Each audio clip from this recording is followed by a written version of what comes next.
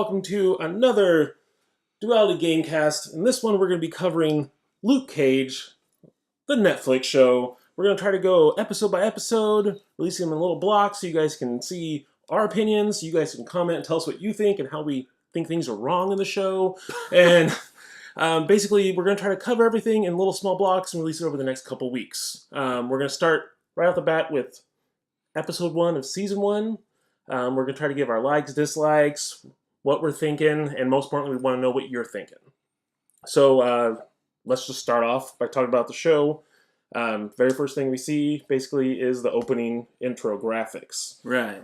Every one of these kind of set the tone for the other shows, for Jessica Jones, for Daredevil. What do you think? Do you think it sold it right? Do you think it felt right watching that in the opening? Yeah, I think it really communicated the feel the show's probably going to have overall. You know, it's this really kind of stylized image of, I guess, Luke Cage's body, right? Mm-hmm. With street scenes from New York, and I think specifically Harlem, kind of projected onto him and going through him. And the music is very kind of reminiscent of, you know, sort of some 70s tracks, you know, kind of maybe funk kind of thing. So I think they really set the tone, and it kind of signaled that this is going to definitely be more unique, maybe, than the other Netflix Marvel series. You know, it's going to stand out. Well, yeah, I mean, I can think already from the first episode, you can kind of see that with the characters and how they interact.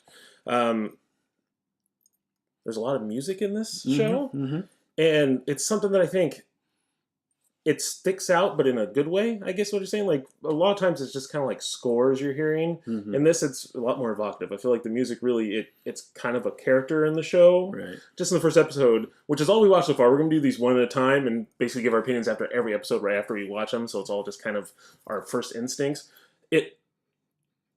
You notice it, but in a good way. Like, usually you want the soundtrack to disappear, right? In this one, it's a character. Right, yeah, it's not... And we'll talk about this in a little bit, but this episode 1 had kind of a slow burn, and this music was very atmospheric. It wasn't to punch up like the action, really.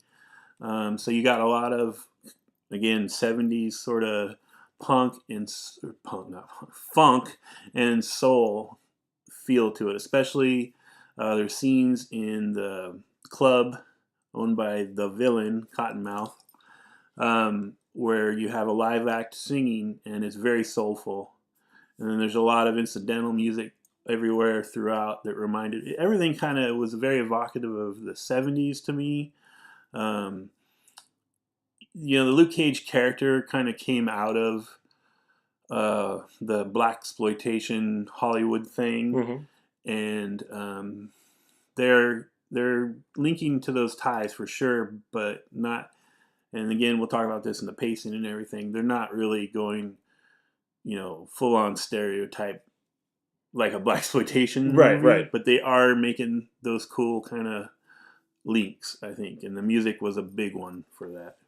So, well, then pacing overall, we already talked about it. Like I said, it was a slow burn. The episode felt longer than it was to me. It was only like a 55-minute episode. It felt like a longer episode. It didn't feel long as in, oh, this is taking forever, but it felt like there was a lot going on in that first episode. And because of that, I felt like the pacing was actually very quick, even though it was a slow burn show, slow burn episode. It had a cool thing of, like I said, it felt like a 2-hour movie somehow they managed to put into 1 hour, and it didn't feel rushed. It felt like everything was going along at a nice, even pace, which sometimes you get this stuff and it's too jumpy and too cutty. Yeah. I didn't have any troubles following any of the storylines or knowing what was going on. Overall, I felt the actual direction of the episode and the actual composition of it was very smooth. It was. And they did do a lot. If you break it down, there were a lot of scenes in this first episode, a lot of different sets that they shot on. And, you know, it opens in a barber shop with a lot of barbershop banter. So, again, I think that's sort of a callback to the origins, you know, kind of where the Luke Cage story came from. And then they go into a club. They got a lot of different street scenes. They got a couple of night scenes. They got a park scene. they bounced around to a lot of different sets, but they didn't do it. Yeah, like you said, it didn't feel choppy or cumbersome. It almost felt like you were watching a self-contained movie. Yes. There was a lot of info dump, though. You met a lot of characters. Mm-hmm. Which I'm going to forget everyone's name. That's what happens every time I watch these Yeah, shows. yeah. I'm trying to tie them together with. I read a lot of Power Man Iron Fist as a kid, and I loved it. So I went back before in prep for this and kind of refreshed my memory about all Luke Cage's origins and stuff like that. And so the whole time I'm kind of looking, are they going to really draw on his comic origin story and the characters he intersected with? And they did. Like they're not throwing it all out there at once. They're kind of subtly introducing things. Like you hear about the prison stuff from him talking to Pops in the barbershop. Yep. There's references to his dead love Riva, which is a real thing from the comics as well. There's the baddie Cottonmouth, right? He was a real villain. What I thought was interesting with that too was I think they're kind of sideways mentioning stuff that I'm sure will get dealt with later on. Cottonmouth's trying to make a big deal in this episode to sell arms or explosives, and the explosives are marked, like in their case it says hammer. Mm-hmm. Well, in Luke Cage's origins, he was a gang member who sometimes did crimes for a mobster whose nickname was the Hammer. So I don't know how far into that they're going to go, but there are ties, there's links throughout, and that's what I was kind of looking for and excited about. We see a detective lady whose name I'm blanking on, but I believe later on we'll probably find out she's Misty Knight. I think. Yeah, I could be wrong. Maybe. But yeah, they had a lot of characters, and they weren't real throwing it out there. This is who they are, and this is their bio. You had to kind of tie it together. For instance, Cottonmouth's sister is a city councilman representing Harlem, and she's relying on his bad doings to get money to fund her projects in Harlem. So it's sort of like the ends justifies the means kind of thing going on. They never come out and really say they're brother and sister. No, yeah, that was confusing at the beginning. But I was like, what's the relation here? They do kind of make allusions to them being family. So there's a lot of that going on. A lot of smaller characters, some of them who die, who we're not going to see again. And some reason I remember their names, Dante. Yeah, a lot of information, a lot of setup, a lot of teasing. You hear about a villain you don't see called Diamondback. And when things go a little sideways for Cottonmouth, he sends his henchman Shades to help Cottonmouth. And there's apparently a prison tie between Luke Cage and Shades that we're not seeing all of yet. It's a lot to keep track of right now. So there was a lot of information in this first episode, but they managed the pacing pretty well. Yeah, no, though we can't, I'm always bad at remembering names and places in real life and in fantasy videos and stuff I'm watching.